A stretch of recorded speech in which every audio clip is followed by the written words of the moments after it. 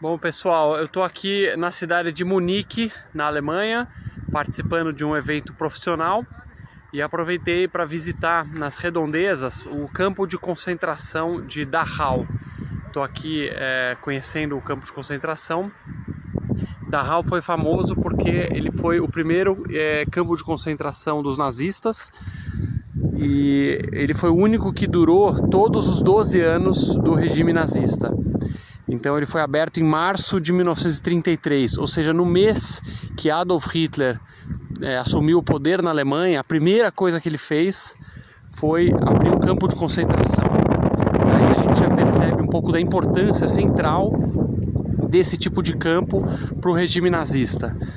Você tem aqui os alojamentos, onde ficava aqui em cada um deles milhares de prisioneiros amontoados em condições desumanas, com fome, com doença, fazendo trabalho escravo.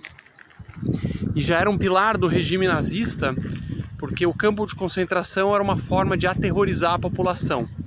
Inicialmente, quem vinha para cá eram prisioneiros políticos, eram inimigos do regime nazista, quem era contra, quem escrevia alguma coisa que denunciava o regime nazista, pessoas de outros partidos, pessoas que queriam liberdade para a Alemanha, diversas outras formas de pensamento, eram simplesmente presas, mandadas para cá e poucos saíam com vida. Mais de 200 mil pessoas vieram para esse campo aqui e até que em abril de 1945, 12 anos depois, o campo foi libertado no final da guerra pelo exército americano e tinha cerca de 30 mil pessoas, ou seja, 200 mil entraram e só 30 mil saíram.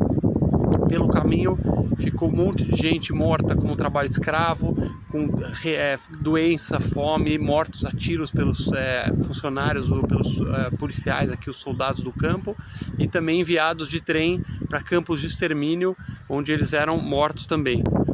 A rotina do campo era muito rígida, o exército alemão muito organizado, eles tinham os registros de todo mundo com nome, com origem, números de prisioneiros por cada país.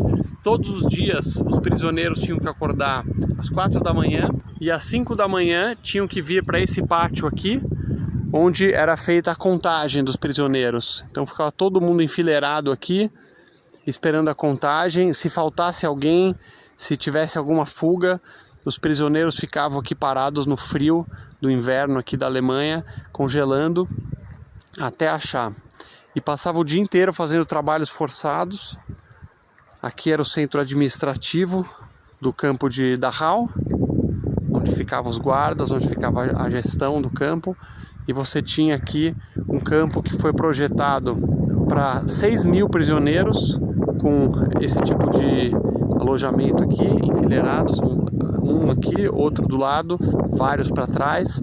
Era previsto para 6 mil prisioneiros, chegou a ter mais de 60 mil pessoas aqui em condições desumanas, amontoados em bunkers, beliches, com um monte de gente amontoada, sem condição nenhuma de sobreviver num lugar como esse. Fico impressionado como esse tipo de ideologia radical, como por exemplo o nazismo, o comunismo também, com situações de horror similares a essa, vários exemplos de horror causadas pelo comunismo e pelo nazismo, vêm de ideologias em que pessoas perversas vão tomando poder, e o mais importante para elas conseguirem vencer é que as pessoas de bem fiquem quietas.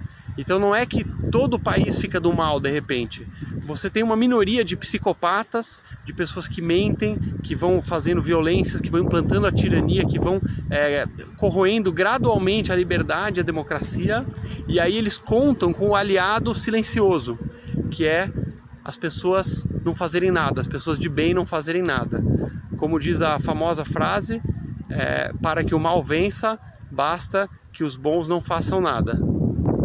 E o nazismo foi assim.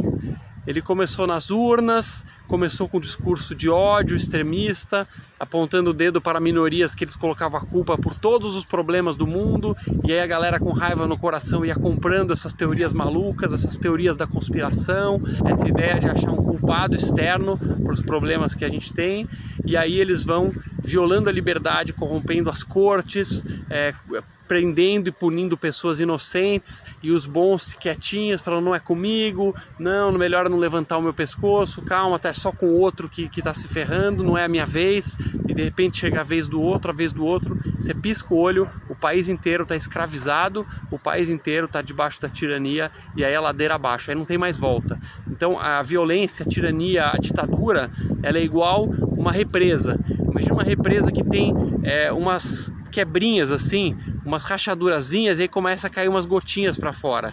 E se todo mundo não olhar e falar, olha só, essa represa tá ruindo, e todo mundo junto com cimento, com massa e tapa cada brechinha que tiver na Liberdade, logo a represa estoura e aí não tem mais volta.